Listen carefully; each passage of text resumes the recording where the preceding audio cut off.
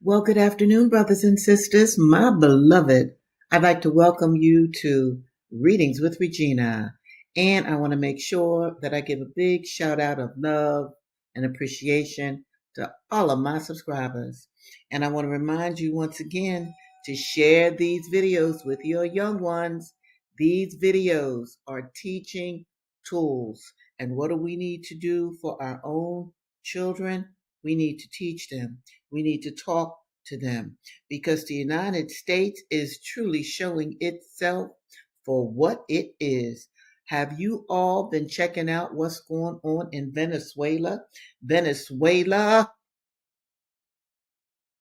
a country of people of color. Have you been checking that out? See, I lived through Vietnam, the lies of Vietnam. You dig? President John F. Kennedy was assassinated because he really didn't want to go to war.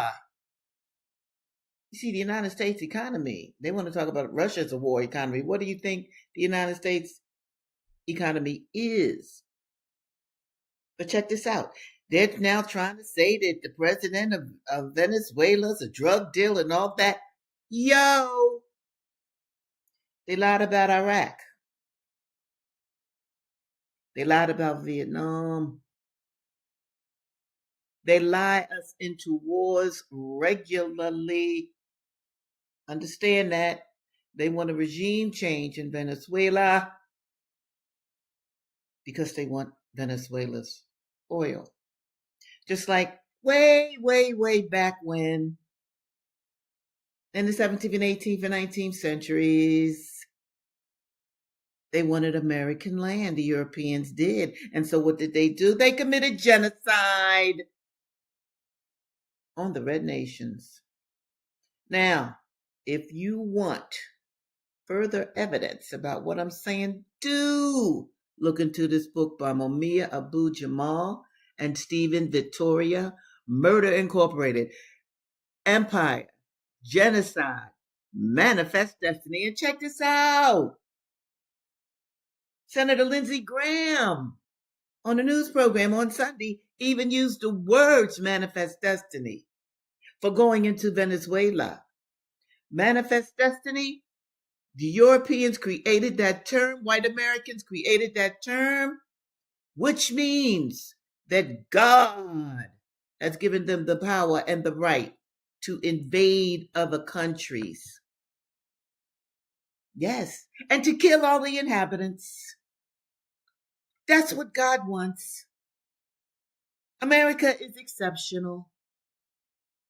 Yeah, yeah. So he used that term when talking about going into Venezuela, American exceptionalism. White Americans can do whatever they want. White Americans with power. I'm going to get to the books in a minute, but I needed to say that and I needed to say this.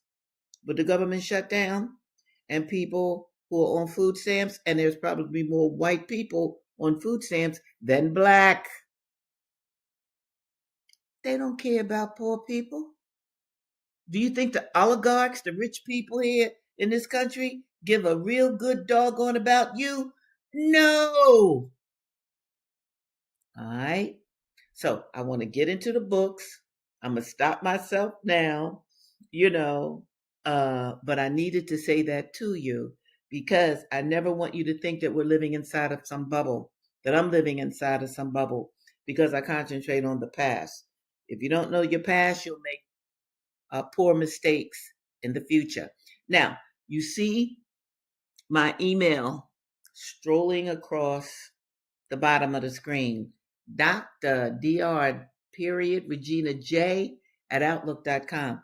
That's because it was brought to my attention, thank goodness, that my contact information on my website, panthersister.com, my contact information is not working.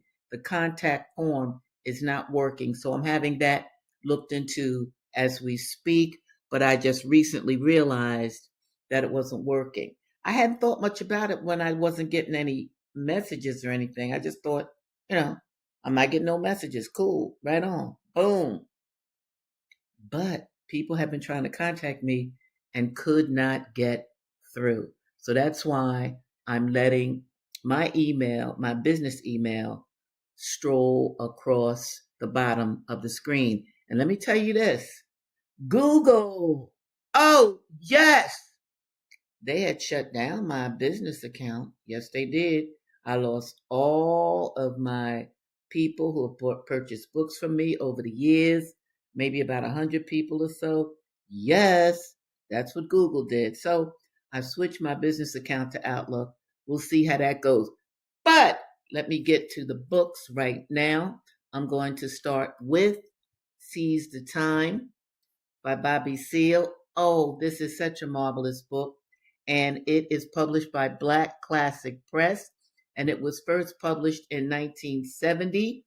And it's called Seize the Time, the story of the Black Panther Party and Huey P. Newton. Now, let me just give you a little bit of background on this before I begin, because it's very important.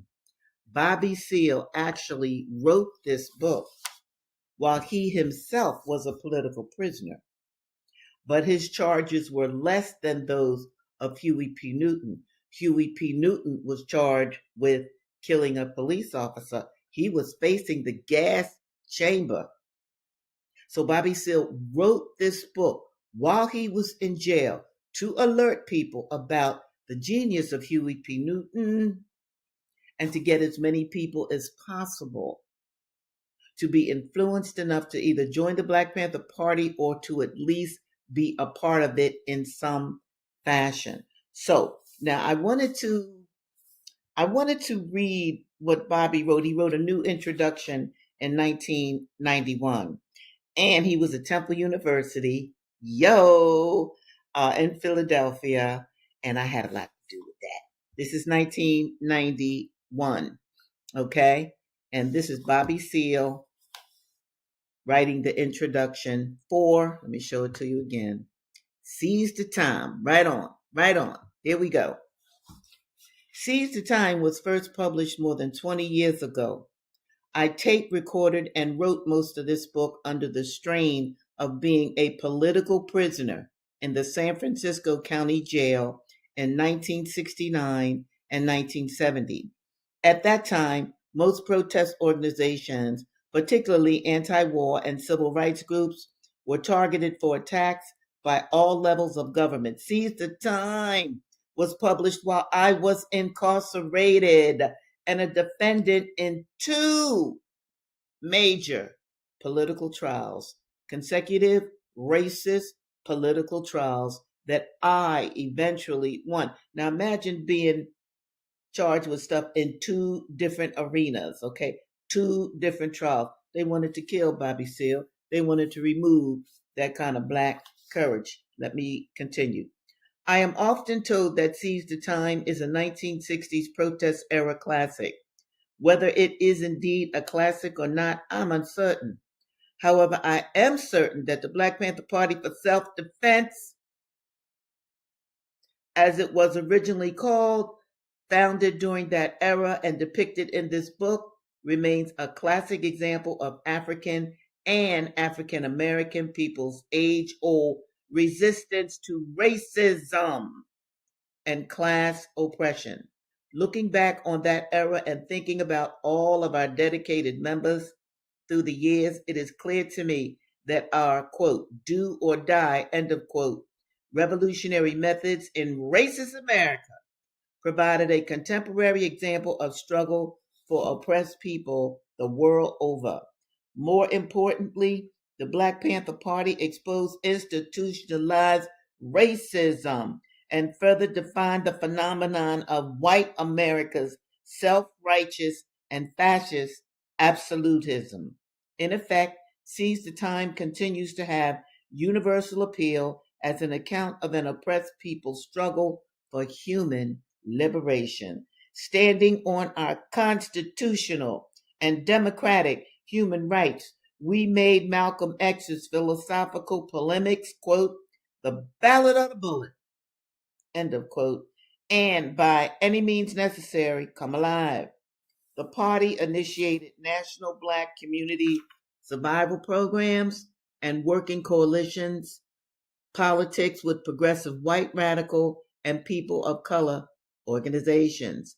Our work caused the late FBI Director J. Edgar Hoover to intensify the government's COINTELPRO, that's the Counterintelligence Program. Look it up. Counterintelligence Program. Attacks against the party. These attacks on Panthers, on our homes and our offices, most often led by state and local police, were particularly vicious during 1969. Yes, on December 4th of that year in Chicago, Fred Hampton and Mark Clark were murdered in their sleep during a police raid. 2 days later, a telephone conversation between then California Governor Ronald Reagan and J. Edgar Hoover preceded the police attack on the Los Angeles Black Panther Party office, a 4-hour shootout. A 4-hour shootout ensued between Los Angeles police and Black Panthers. These attacks were nothing more than the fascist pig power structure's attempt to terrorize us out of existence. But we weathered it, and in city after city won the majority of our political trials.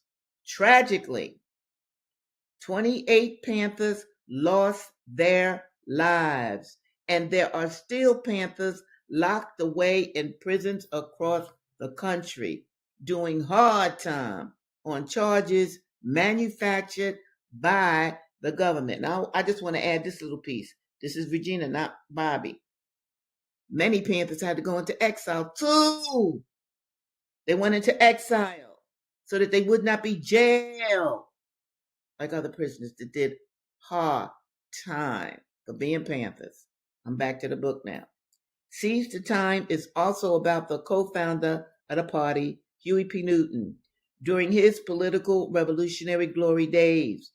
Before Huey went to jail in 1967, there were only about 75 Black Panther Party members and 2 chapters, Los Angeles and Oakland.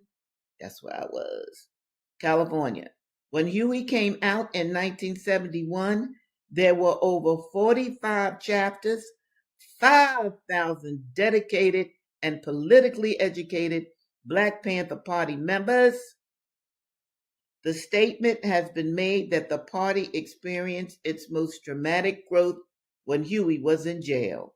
What is often missed in this statement is Huey's importance as a revolutionary political prisoner, a symbol for Black America and oppressed people around the world.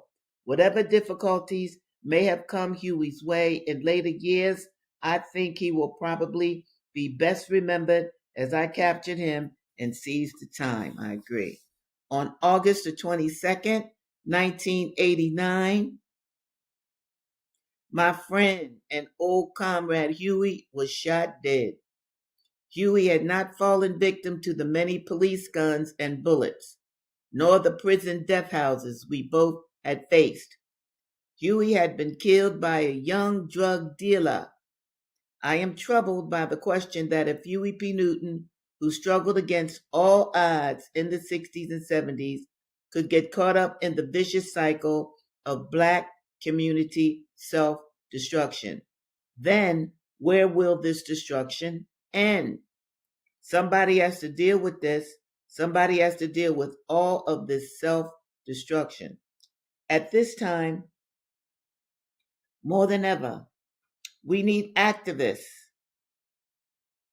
who are motivated and dedicated to organizing people, raising consciousness, and instilling self-respect in Black community love in African Americans.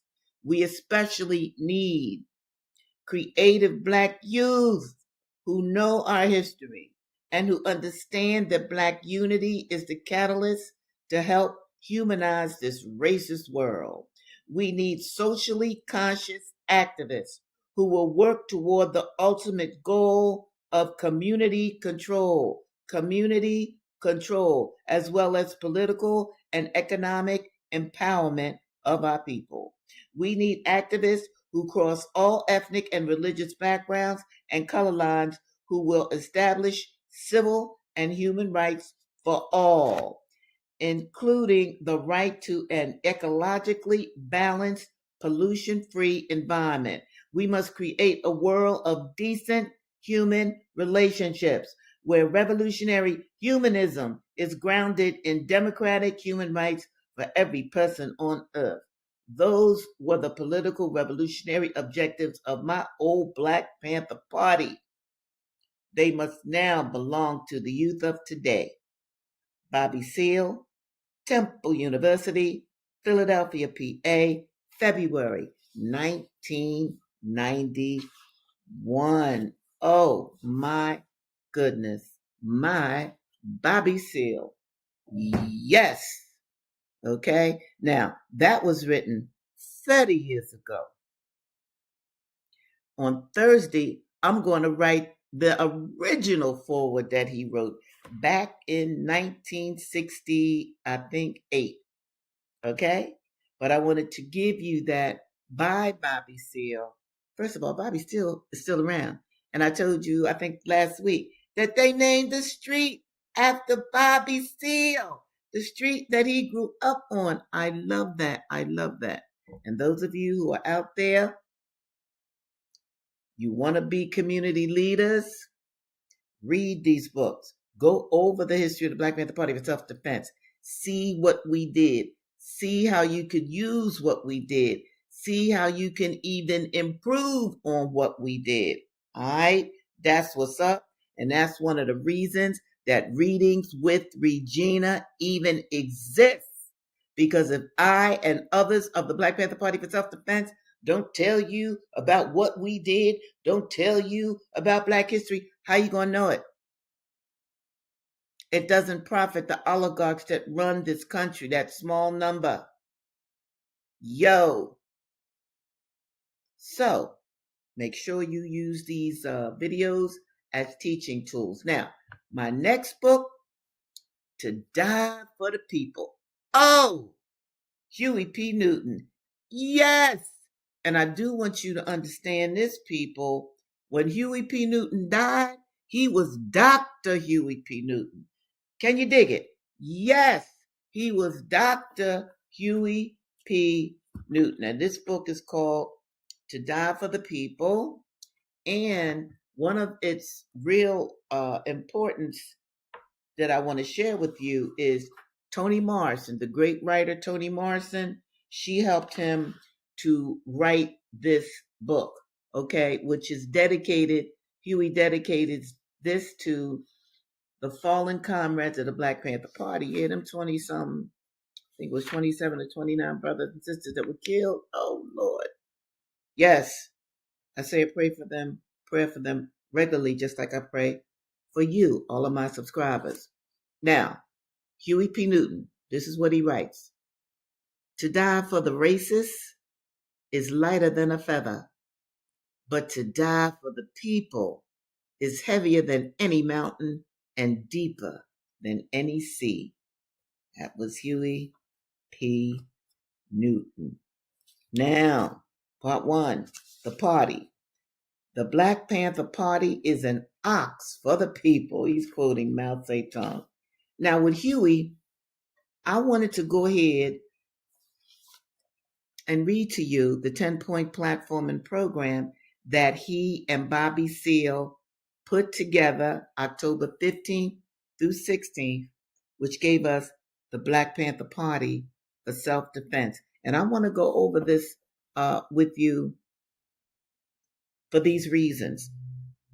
And I really want you to understand that. Those of you who are listening to me, two brothers, Huey P. Newton, Bobby G. Seale, October 15th through 16th, 1966. Students at Merritt College, two brothers, They said, we need to create another kind of organization. We need to create a more upfront, in your face organization to stop the police from killing black people like they do so regularly. They not listening to marches. They not listening to petitioning. No! We need to create an organization that will love and protect black people. This is why I will always love these brothers. This is why. When I saw their example, I was like, oh, I can't stay in Philadelphia anymore. And I was just a kid myself. I jumped a late plane to Oakland, California to join the Black Panther Party for self-defense. Me and many, many more. Okay, so here we go. Now, this is the 10-point platform and program that Bobby and Huey put together in Bobby Seale's North Oakland, or was it West Oakland? Yeah, West Oakland office. Bobby Seale was a youth counselor. This is the 10-point program of the Black Panther Party for self-defense. We want freedom. We want power to determine the destiny of our black community. We believe that black people will not be free until we are able to determine our destiny. Just black destiny, our destiny. 2, we want full employment for our people. We believe that the federal government is responsible and obligated to give every man employment or a guaranteed income. I'm going to throw in women too. We believe that if the white American businessmen will not give full employment, then the means of production should be taken from the businessmen and placed in the community so that the people of the community can organize and employ all of its people and give a high standard of living. 3, we want an end to the robbery by the capitalists. Now, it used to be the white man, but they saw that there were black capitalists too later, so they changed it. We want an end to the robbery by the capitalists of the black community. We believe that this racist government has robbed us, and now we are demanding the overdue debt of 40 acres and 2 mules. Yes, 40 acres and 2 mules was promised 100 years ago as restitution for slave labor and mass murder of black people. We will accept the payment in currency, which will be distributed to our many communities. The Germans are now aiding the Jews in Israel for the genocide of the Jewish people. Now, of course, Israel is committing genocide on Palestinians. That's not here. That wasn't going. Well, it wasn't going. Yeah, it was going on there, but it was a lower at this time. But it was at a lower volume. The Germans murdered 6 million Jews. The American racist has taken part in the slaughter of over 50 million black people. Therefore, we feel that this is a modest demand that we make. Go ahead, Huey and Bobby. We want decent housing fit for shelter of human beings. We believe that if the white landlords will not give decent housing to our black community, then the housing and the land should be made into cooperatives so that our community with government aid can build and make decent housing for its people. 5, and this is one I always love. We want education for our people that exposes the true nature of this decadent American society. We want education that teaches us our true history, which is what I'm trying to do here, and our role in present day society. We believe in an educational system that will give to our people a knowledge of self. Yes, he's coming straight out of Malcolm X, who was coming straight out of the Honorable Elijah Muhammad. If a man or woman, I'm adding woman, if a man does not have knowledge of himself and his position in society and the world, then he has little chance to relate to anything else. Absolutely. That's why Black history is so important. If you don't have a knowledge of your own history, hi, you'll just be floating in this white American filth that often is our society. Number 6, we want all black men to be exempt from military service. We believe that Black people should not be forced to fight in the military service to defend a racist government that does not protect us. We will not fight and kill other people of color in the world who, how about Venezuela, who, like Black people, are being victimized by the white racist government of America. We will protect ourselves from the force and violence of the racist police and the racist military by whatever means necessary. 7, we want an immediate end to police brutality and murder of Black people. We believe we can end police brutality in our Black community by organizing Black self-defense groups that are dedicated to defending our Black community from racist police oppression and brutality. The Second Amendment of the Constitution of the United States gives a right to bear arms. We therefore believe that all Black people should arm themselves for self-defense.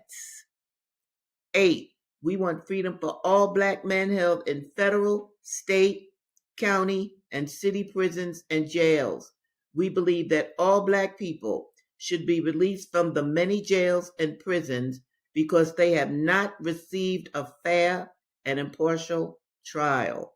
9, we want all Black people, when brought to trial, to be tried in a jury, to be tried in court by a jury of their peer group or people from their Black communities as defined by the Constitution of the United States. Notice that Huey and Bobby know the Constitution of the United States. Notice that.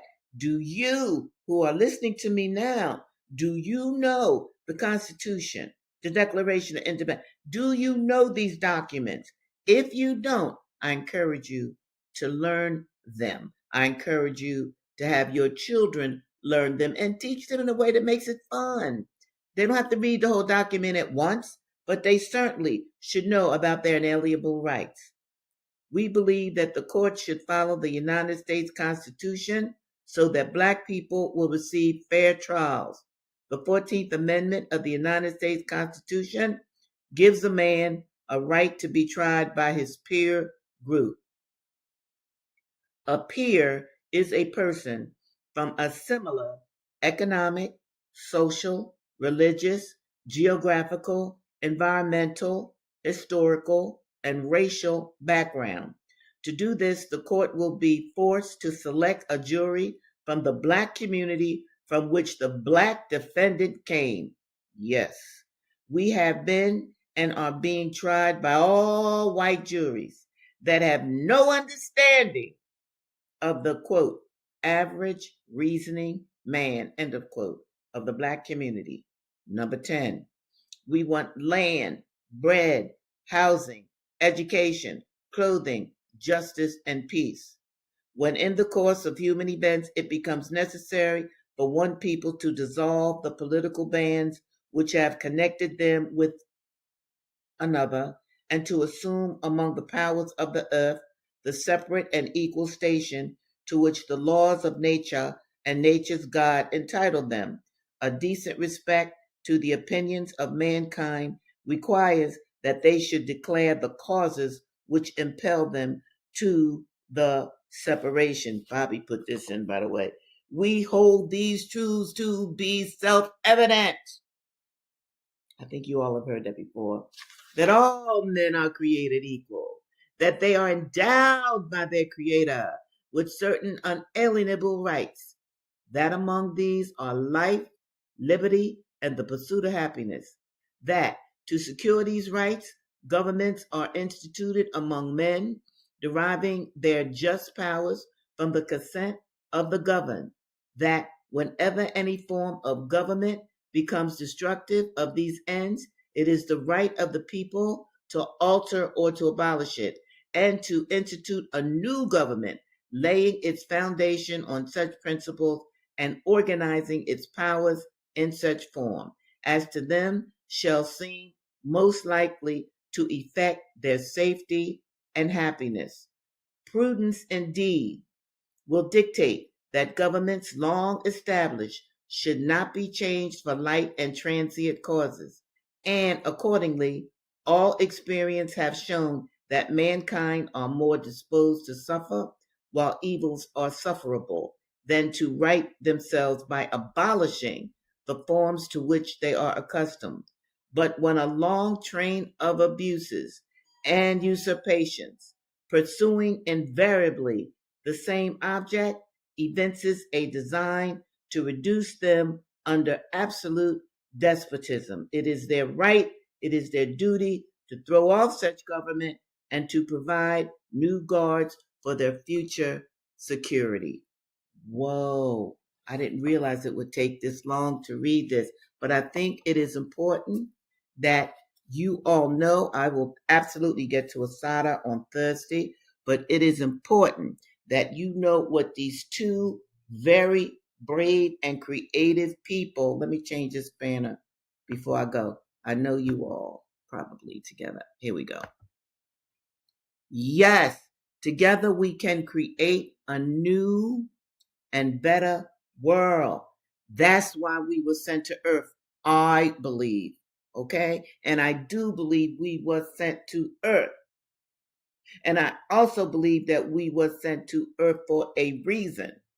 We may not know that reason while we exist on this plane of existence, but we didn't come here as a random throw of the dice. You dig? Ancestors, I believe, are real. And there are many religions across this globe that agree with me. So those of you listening to me, when you feel down, when you feel weak, when you feel poor, when you feel all those things, understand you were made to feel that way. You are living on a land that was stolen from the people who had kept this land for many, many years, probably 1,000 at least or more. Open your eyes, really look at the United States. And I didn't just say, look at Trump. Yeah, Bo, certainly you can look at him.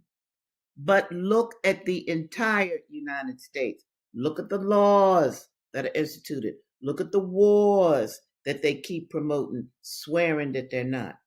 And what's worse, America starts wars.